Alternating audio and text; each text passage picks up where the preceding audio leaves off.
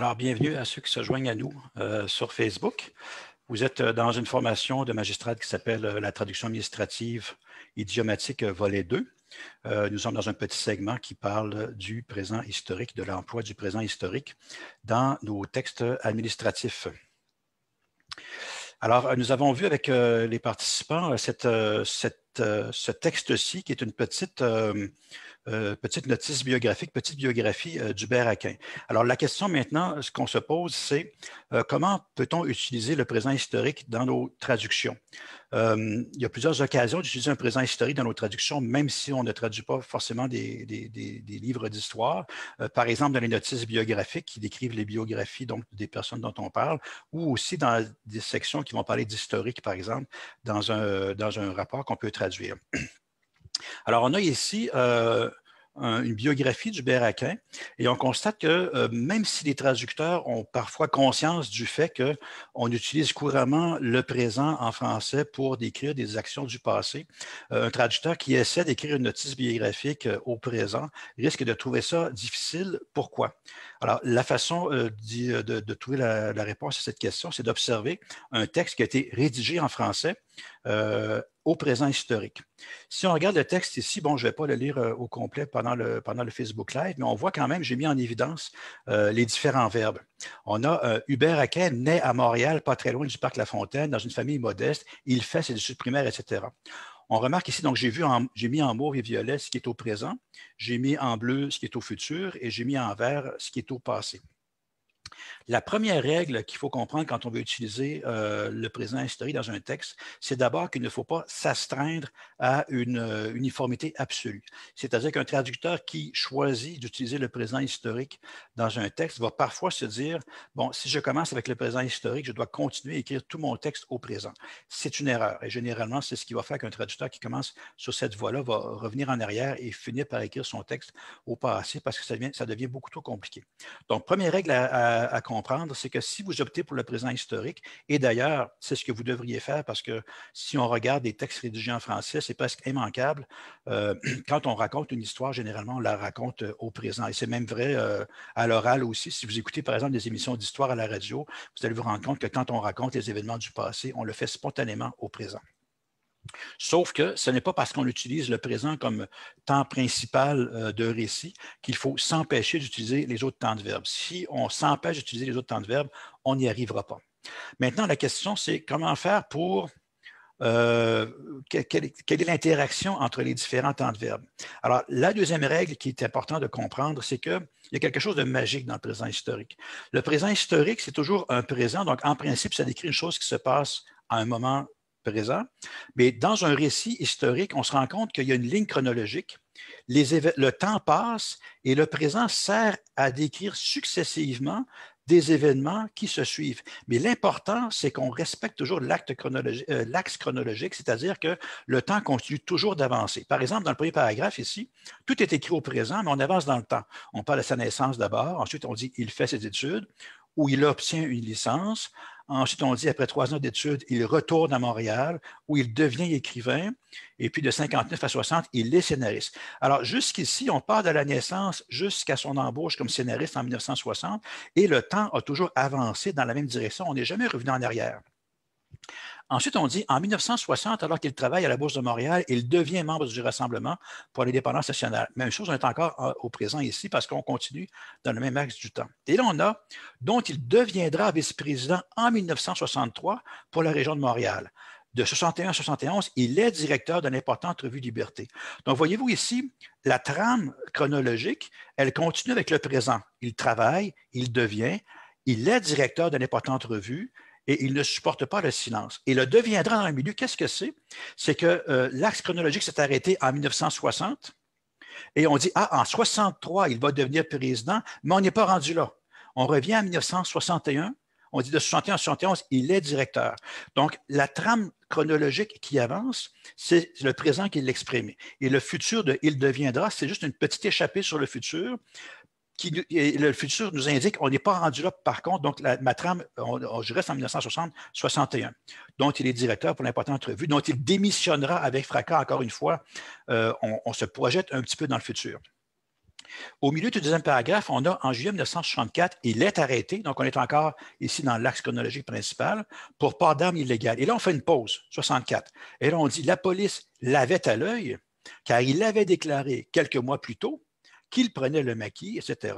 Alors là, ici, on fait une pause en juillet 64 pour raconter ce qui s'est passé avant juillet 64. Et là, on utilise un passé, ce qui est bien évident. Donc, on ne pourrait pas utiliser le présent pour expliquer ce qui s'est passé dans le passé, parce que là, le lecteur pourrait être confus.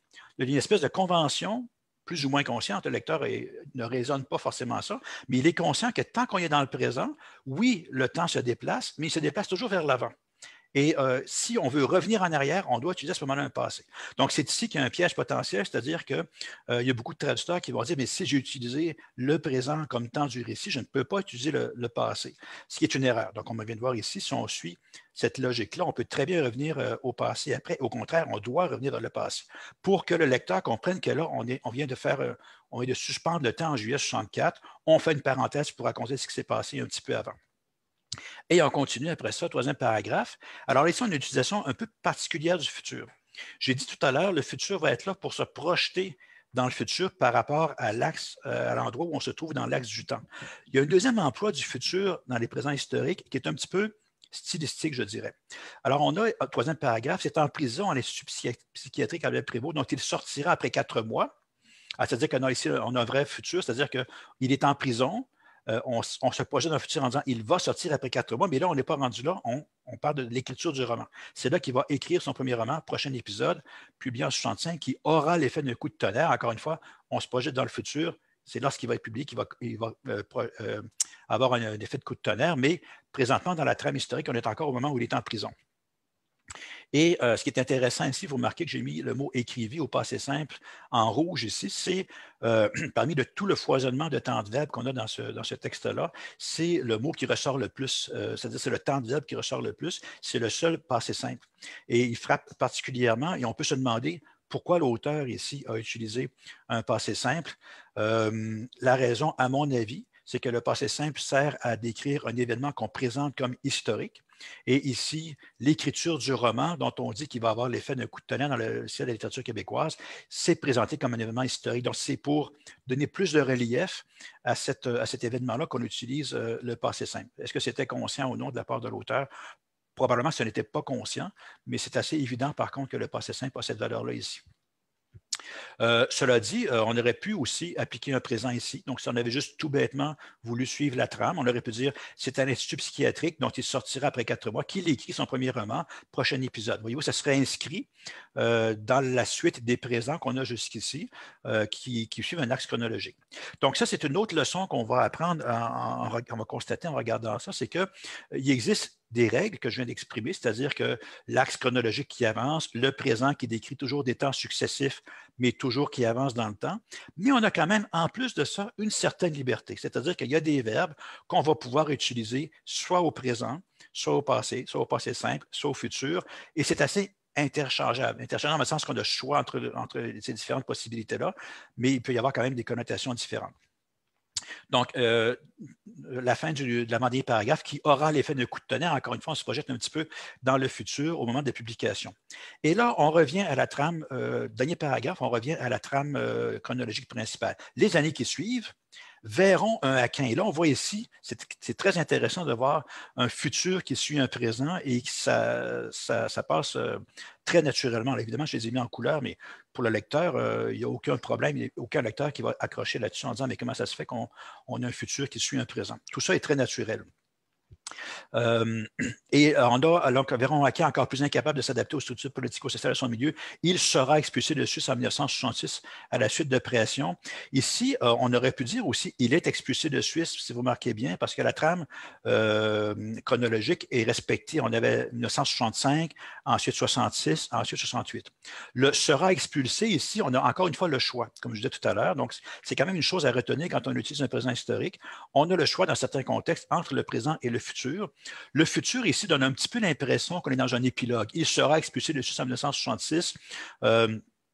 On dirait que l'événement important, c'est l'écriture du roman. Et puis là, on a juste une espèce d'épilogue en disant, bon, ça va se conclure comme ça. Cela dit, on revient quand même au présent avec la trame historique. En 1968, il coupe les ponts. Il va dans l'Union du RIN et du mouvement Souveraineté Association. Donc, je pense que ce petit texte-là est très, très instructif pour nous comme traducteurs. Il nous montre à quel point, d'abord, tous les temps de verbe sont admissibles dans un récit qui est au présent.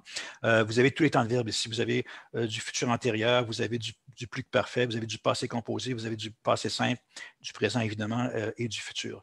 Et ce qui est très important de constater, c'est que non seulement on peut le faire, mais on doit le faire. Remettez tout ça au présent, ça ne marchera tout simplement pas.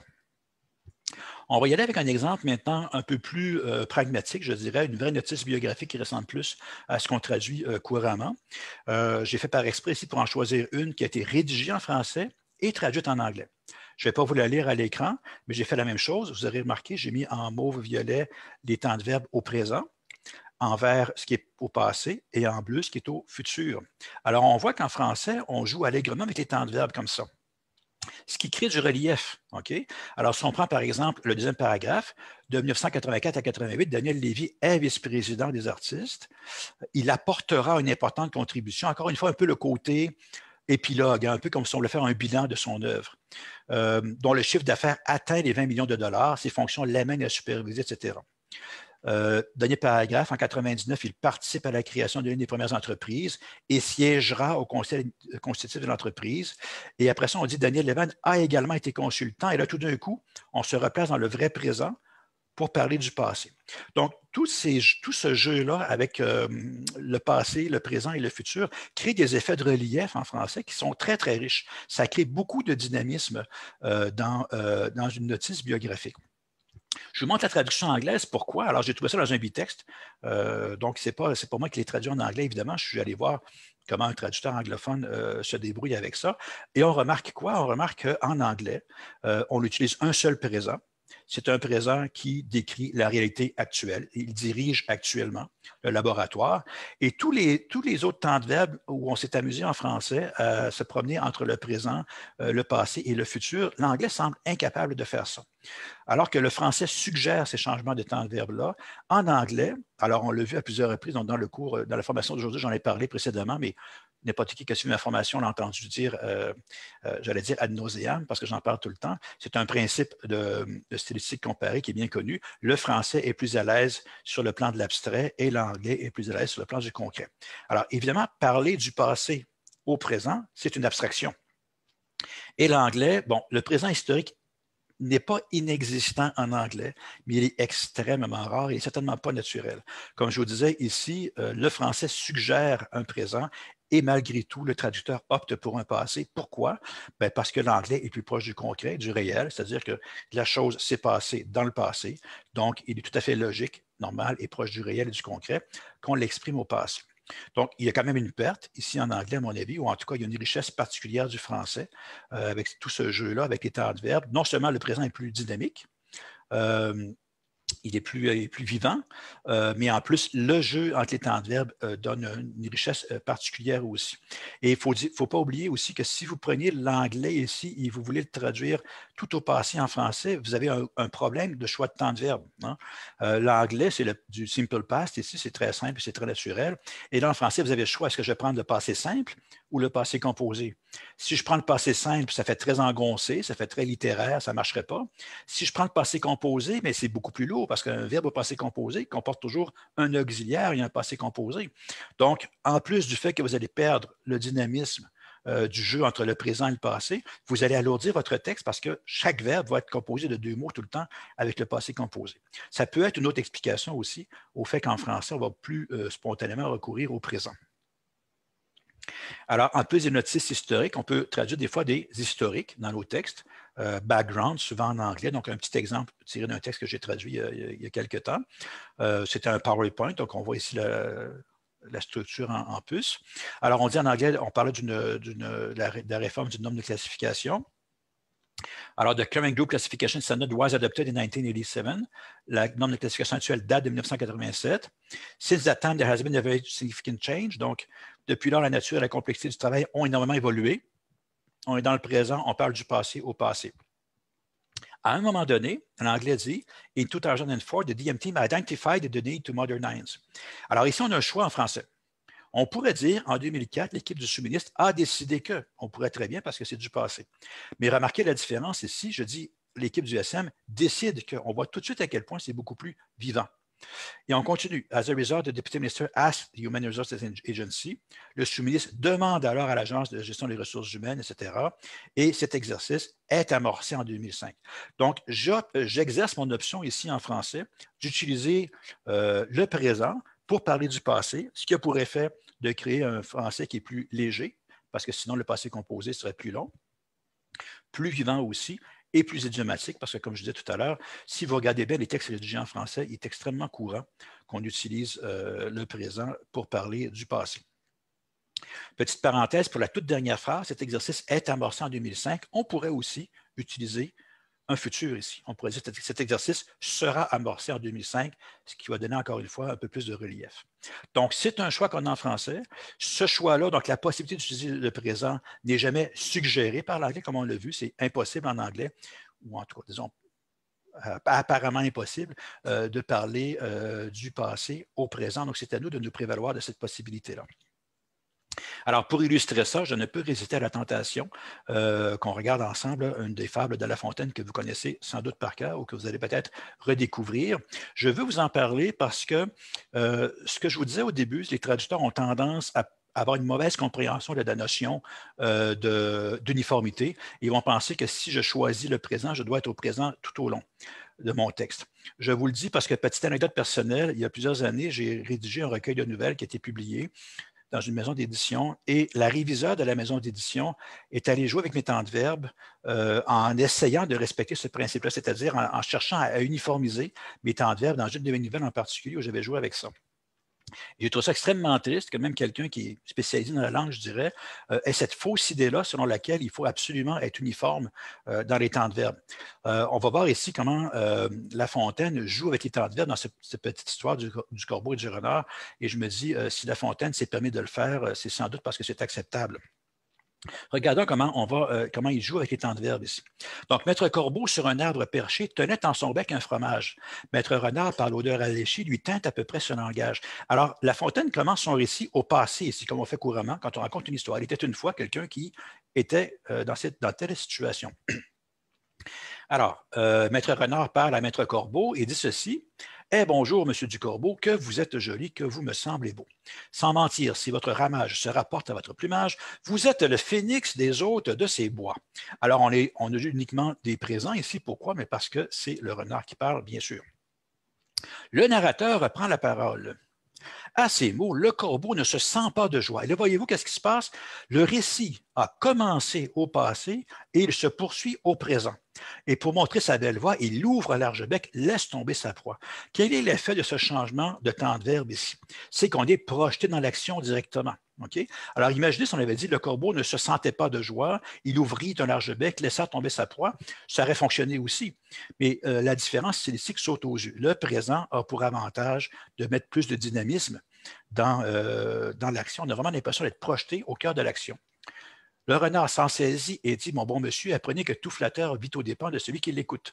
Alors, encore une fois, il s'en saisit, on est dans la narration. Sinon, dans la citation, c'est bien entendu que le renard va parler au présent. Et on tombe tout de suite à la conclusion. Le corbeau, honteux et confus, jugera, mais un peu tard, qu'on ne l'y prendrait plus. Et regardez ici, qu'est-ce qui se passe? On a une espèce de zoom-out, comme aurait sans doute dit La Fontaine lui-même.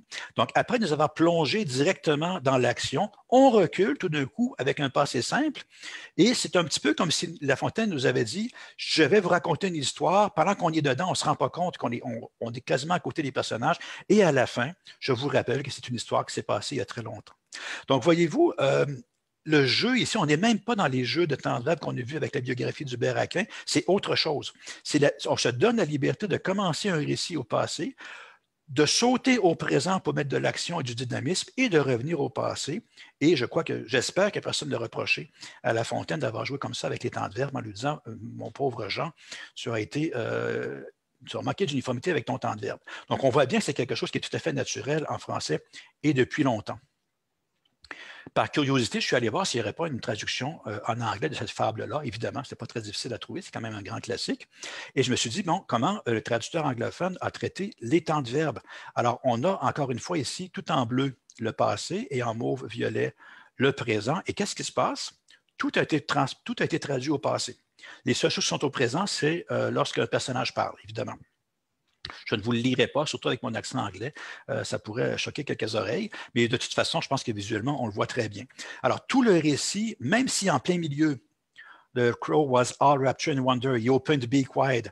Alors, cette partie-là était au présent en français, et bon, le moins qu'on puisse dire, c'est que le texte français a suggéré aux traducteurs anglophones d'utiliser le présent, puisque c'était ce qu'il y avait. Alors, si le traducteur anglophone a opté pour le passé, moi j'en déduis, je ne suis pas anglophone personnellement, je ne traduis pas vers l'anglais, mais j'en déduis que c'est parce que le traducteur anglophone a jugé que c'était impossible d'utiliser un présent pour raconter un récit ici. Alors, cette espèce de perspective-là que l'auteur a introduit en français, et le dynamisme aussi, se perd en anglais parce que l'anglais n'a pas la même facilité que le français avec les temps de verbe. Donc, on se met souvent comme traducteur, on a souvent l'impression que l'anglais a beaucoup plus de possibilités que le français est une langue beaucoup plus rigide, etc.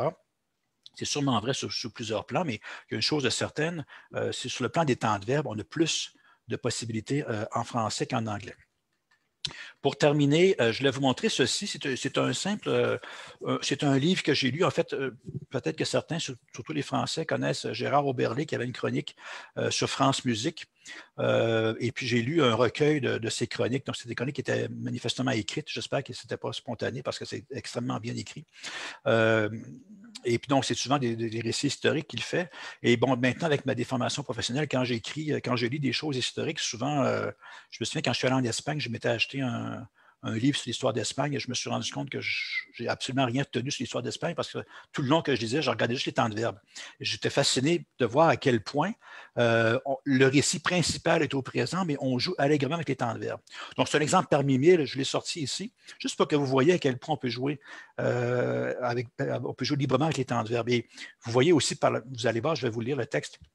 C'est quelqu'un qui maîtrise parfaitement la langue française, donc ce n'est pas du tout une question de maladresse, là, s'il joue comme ça avec les temps de verbe. Alors, il raconte ici une anecdote un petit peu cocasse. Le chœur de Grétry, qui est un compositeur français, en fait un belge, qui est d'origine belge, et son chœur, après qu'il a été décédé, son chœur était conservé à l'Ermitage en France, et puis les Liégeois, la ville de Liège a voulu récupérer le chœur, et là, ça a créé toute une querelle. Alors, on dit les procédures commencèrent en 1821, voyez-vous, alors il commence son récit au passé simple. Elles durèrent plusieurs années, passé simple encore, et donnèrent lieu à une incroyable série de libelles haineux. La ville de Liège fut déboutée de ses prétentions en première instance. Elle fit appel, on est toujours au passé simple. En 1823, les débats commencèrent devant la Cour royale de Paris en audience solennelle. L'Académie française, des écrivains et des amis, des artistes amis de Grétry témoignèrent contre l'infâme prétention des Liégeois pour que le chœur demeure dans la patrie adoptive du compositeur. Rien n'y fit. La Cour ordonnant la restitution de l'organe aux Belges. Alors, regardez, le récit est bien installé ici au passé simple. Hein? La duchesse de Berry se rend à l'Ermitage. Ah, tout d'un coup, on utilise un présent. Pourquoi est-ce qu'on l'a mis là plutôt qu'ailleurs? Mystère. Okay? C'est évident que l'auteur du texte ici ne s'est même pas rendu compte qu'il a passé au présent. Il ne s'en est pas rendu compte, c'est quelque chose de très naturel en français. Et il n'y a aucun lecteur, je suis convaincu, qui est surpris ici et qui se dit, mais qu'est-ce qui se passe? Il y a une rupture chronologique. Ça passe tout naturellement. La seule chose qu'on sent, c'est qu'on est projeté tout d'un coup dans l'action, comme avec La Fontaine tout à l'heure. Donc, la duchesse de Berry se rend à l'Ermitage pour marquer son soutien à M. Flamand et, par ordonnance royale, Charles X déclare l'arrêt de la Cour non avenue, toujours au présent. Le conflit s'envenime, regardez ici l'action, hein, après une invraisemblable succession d'ordonnances, de référés, de batailles administratives, Flamand dut s'avouer vaincu. Et là, tout d'un coup, on revient au passé simple et personne ne s'en serait aperçu si je ne vous l'avais pas fait remarquer. Le procès avait occasionné des dépenses considérables. On revient ici dans le passé avec un plus parfait, qui le privèrent de la plus grande partie de ce qu'il possédait. Finalement, le cœur de Grétry fut enlevé de l'Ermitage pour être transporté à Liège. Voyez-vous, on a un peu la même structure ici que dans La Fontaine, avec un récit qui commence au passé simple, qui se poursuit au présent et qui se termine au passé simple aussi. Ça serait assez difficile d'établir des règles vraiment très rigide pour dire on peut passer ici au présent, on peut revenir au passé, etc. Mon but principal ici, c'est juste de faire sauter les chaînes un petit peu, parce que comme je disais tout à l'heure, je sais que beaucoup de traducteurs sont conscients que le présent historique existe et je sais que beaucoup s'empêchent de l'utiliser parce qu'ils ont l'impression qu'ils doivent toujours être uniformes pour les temps de verbe. Donc, ce que je voulais principalement démontrer ici, c'était qu'au contraire, on peut et on doit jouer avec les temps de verbe quand on utilise le présent historique. Petit truc qui n'est pas illustré ici, mais je peux vous dire de façon générale, si vous commencez un récit au passé, un des meilleurs moyens de passer au présent historique, c'est quand il y a une date. Alors, on dit telle chose s'est passée, telle chose s'est passée, et en 2008, telle chose se passe. Donc, quand on introduit une date, c'est souvent la charnière ou l'espèce de faille par laquelle on peut changer le temps de verbe. Pourquoi? Parce que le souci premier, quand on joue avec les temps de verbe en français, c'est évidemment de ne pas dérouter le lecteur. Il faut que le lecteur qui voit un présent comprenne clairement que ce présent-là parle de quelque chose qui était au passé. C'est une convention, mais vu que le présent peut aussi désigner le présent, il faut que le lecteur comprenne sans se poser de questions. Alors, si vous introduisez une date, vous dites en 2004, il se passe telle chose, évidemment, la date elle-même indique clairement que la chose s'est passée dans le passé, donc il n'y a pas d'ambiguïté possible. Donc, c'est une des voies, une des portes par lesquelles on peut faire introduire un passé, un présent historique dans un récit qui a été commencé au passé. Alors voilà, donc j'espère que ça vous inspire. Donc ça met un terme au Facebook Live. Donc je vous rappelle que tout cet exposé-là s'inscrit dans le cours La traduction administrative idiomatique volet 2, qui est un cours de 7 heures en fait, qui se donne en ligne en 2 demi-journées. Donc si jamais ça vous intéresse, vous pouvez toujours aller voir sur le site web de Magistrade. Alors je vous laisse là-dessus pour ceux qui sont sur YouTube ou qui sont sur Facebook et je retrouve mon groupe.